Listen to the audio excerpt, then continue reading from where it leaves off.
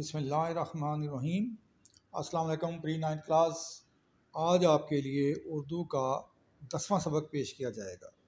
اس سے پہلے جو سبق ہم نے پڑھا تھا اس میں ہم نے مرزا اسد اللہ خان غالب کا تعارف پڑھا تھا، ان کی شاعری کی خصوصیات پڑھی تھی اور ان کی تصانیف جو ہے ان کے بارے میں پڑھا تھا۔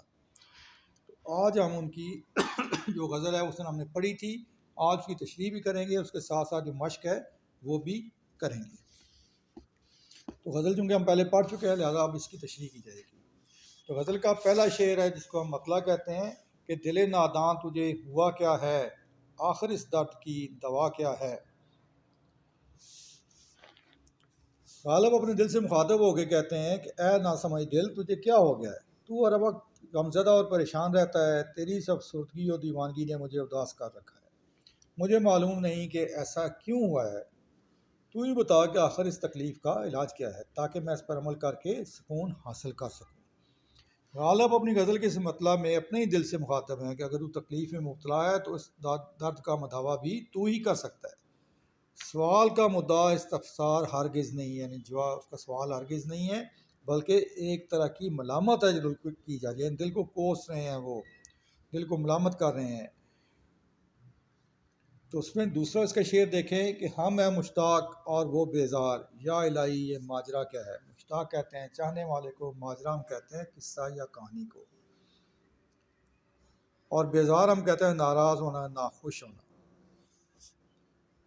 اب تشریح دیکھیں کہ وہ کہتے ہیں کہ ہم محبوب کو ٹوٹ کر چاہتے ہیں اور اس کے پیچھے پیچھے بھاگے پھرتے ہیں۔ محبوب ہے کہ اسے ہم پر ترس ہی نہیں آتا، وہ پیار کا جواب پیار سے نہیں دیتا، ہم اسے چاہنے والے ہیں اور وہ ہمیں دھتکارنے والا ہے۔ اے پروردگار تو ہی بتا کہ آخر یہ کیا معاملہ ہے، کیا ماجرا ہے کہ ہمارا محبوب ہم سے ناراض ہے۔ غالب کہتے ہیں کہ اے اللہ کیا سبب ہے کہ کیا وجہ ہے کہ میں اپنے محبوب کے پیار میں پورا ڈوب چکا ہوں مگر وہ مجھ سے ہر لمحہ بیزاری کا اظہار کرنے سے نہیں چوکتا۔ تیسرا شعر دیکھیں گے میں بھی منہ میں زباں رکھتا ہوں، کاش پوچھو کہ مدعا کیا ہے۔ مدعا مقصد خواہش، زبان رکھنا کا مطلب ہے کہ بول سکتا ہوں، اپنا معافی و ضمیر بیان کر سکتا ہوں، میں بھی اپنے خیالات کا اظہار کر سکتا ہوں، میرے منہ میں بھی زبان ہے۔ اے محبوب میں اپنا حرف مدعا اس لیے نہیں بیان کر رہا کیونکہ مجھے خوف ہے کہ اگر زبان کھولی تو ناراض ہو جائے گا، اس لیے چپ چاپ بیٹھا ہوں۔ میری بھی خواہش ہے کہ تم بھی مجھ سے میری دلی آرزو پوچھ لو، میرا حرف مدعا یعنی میرا مقصد پوچھو کہ میری آرزو کیا ہے۔ غالب اس شعر میں اپنے محبوب سے اپنا مدعا اور منشاد دریافت کرنے کی خواہش کا اظہار کرتے ہیں۔ اسی سے ملتا جلتا ایک شعر ہے کہ غیروں سے کہا تم نے، غیروں سے سنا تم نے، کچھ ہم سے کہا ہوتا، کچھ ہم سے سنا ہوتا، یعنی کہ ان کا خیال یہ ہے کہ محبوب پوچھتا اور میں اپنا حال دل بیان کرتا۔ شعر نمبر 4 ہے کہ ہم کو ان سے وفا کی ہے امید، جو نہیں جانتے وفا کیا ہے۔ غالب کہتے ہیں محبوب کی بے رخی اور بے مروتی نے مار ڈالا ہے، ہم ہیں کہ اسے حاصل کرنے کے لیے دن رات کوشش میں لگے ہوئے ہیں، پھر بھی ہمیں توقع ہے کہ ہمارا محبوب ہماری طرف پیار بری نظروں سے ضرور دیکھے گا۔ ہم اس محبوب سے وفا کی امید لگائے بیٹھے ہیں جو لفظ وفا سے بھی ناواقف ہے۔ شاعر دراصل بیان کرتا ہے کہ اس کا محبوب جفا پیشہ ہے اور وفا کے مفہوم سے بھی نابلد ہے، یعنی وہ وفا کرنا نہیں جانتا اور صرف زیادتی کرنا، جفا کرنا ہی جانتا ہے، مگر وہ اس سے وفا کی تمنا رکھتا ہے، یعنی شاعر سمجھتا ہے کہ وہ اس سے ضرور وفا کرے گا، اس لیے تو وہ کہتا ہے کہ ہمیں ان سے وفا کی خواہش ہے جو وفا کے خوگر نہیں ہے، خوگر نہیں ہے یعنی کہ عادی نہیں ہے۔ اگلا شعر پڑھتے ہیں، ہاں بھلا کر تیرا بھلا ہوگا، اور درویش کی صدا کیا ہے۔ درویش کسے کہتے ہیں؟ غریب کو، فقیر کو، خدا رسیدہ آدمی کو۔ اس شعر میں اخلاقیات کا درس دیا جا رہا ہے۔ شاعر کہتا ہے کہ اے انسان تجھے دنیا میں اس لیے بھیجا گیا ہے کہ تو دوسروں کے کام آئے، دوسروں کے دکھ درد میں کام آئے، ان کی مشکلیں آسان کرے۔ جب کوئی انسان کسی سے بھلا کرتا ہے تو اللہ تعالیٰ بھی اس کی پریشانی دور کر دیتا ہے، اس لیے کہا جاتا ہے کہ بھلا کرو تمہارے ساتھ بھلا ہوگا۔ خدا رسیدہ بندے کی دلی تمنا بھی یہی ہے کہ دوسروں سے بھلائی کی جائے، بس درویش کی دوسروں سے ہمدردی سے پیش آنے کی خواہش ہے۔ جان تم پر نثار کرتا ہوں، میں نہیں جانتا دعا کیا ہے۔ نثار کرنا، قربان کرنا،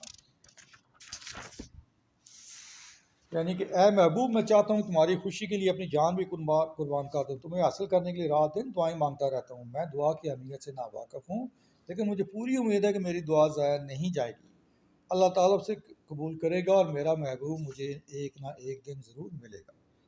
جس طرح ہر محبت کرنے والا اپنے محبوب کے لیے تن من دھن کی قربانی دینے سے دریغ نہیں کرتا، بالکل اسی طرح اس شعر میں بھی شاعر اپنے محبوب پہ اپنی جان قربان کرنے کا اعلان کرتا ہے اور وہ ہمیشہ اپنے محبوب کی خوشیاں ہی مانگتا ہے۔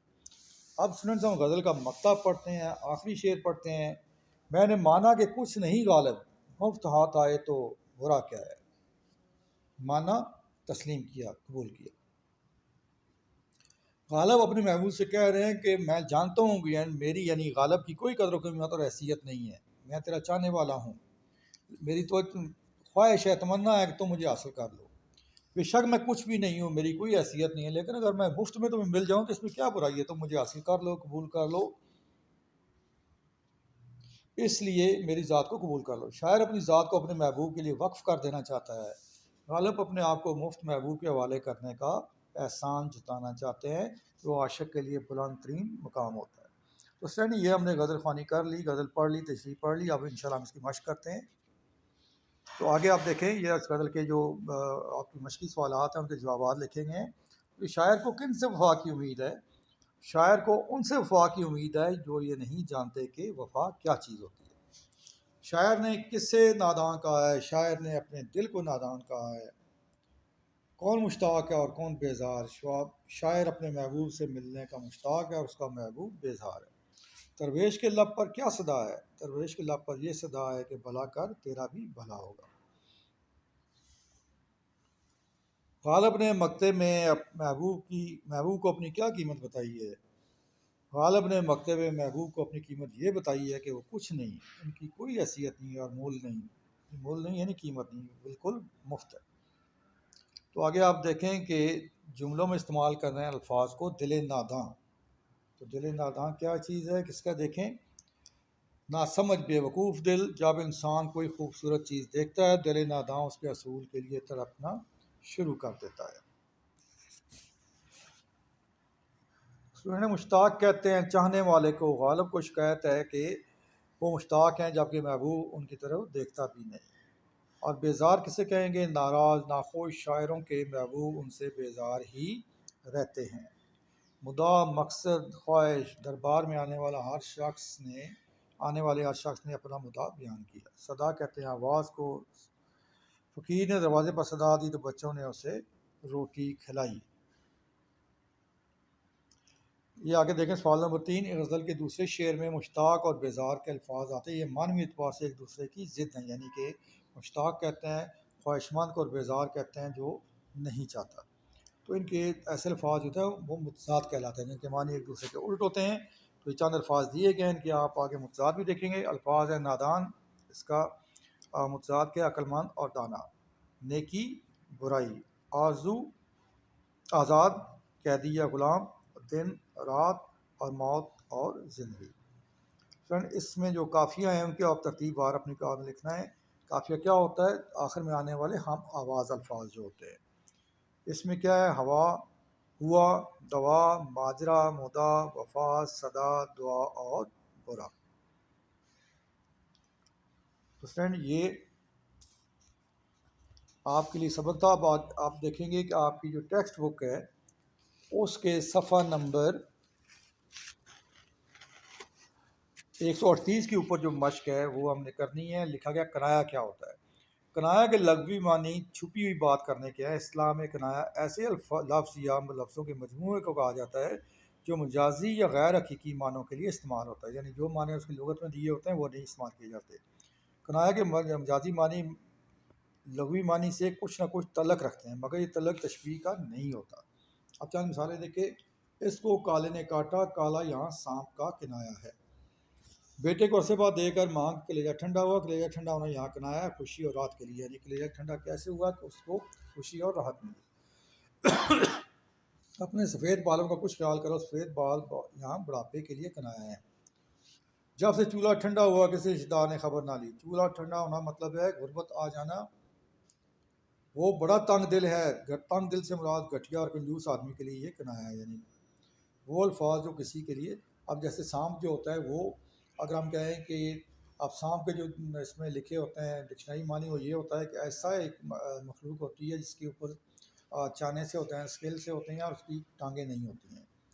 لیکن جب ہم کسی سے کہتے ہیں کہ وہ آدمی سانپ کی طرح خطرناک ہے، سانپ ہے، تو اس کا مطلب یہ ہوتا ہے کہ وہ آدمی سانپ ہے، بلکہ یہ ہوتا ہے کہ اس کی فطرت، اس کی عادت جو ہے وہ سانپ کی طرح ہے. یعنی اس سے منسوب جو معنی ہوتے ہیں وہ مجازی معنی کہلاتے ہیں اور ان کو ہم کنایا کہتے ہیں. تو سنیں، یہ آج آپ کا سبق تھا جو آج آپ نے پڑھا ہے، اس کو آپ نے پڑھنا بھی ہے، تشریحات یاد کرنی ہے اور باقی مشق ہے وہ بھی دیکھنی ہے. یہ آج آپ کا سبق تھا اور انشاءاللہ اب آپ سے دوسرا جب اگلا سبق آئے گا تو اس میں ملاقات ہوگی. اس وقت تک کے لیے اللہ حافظ.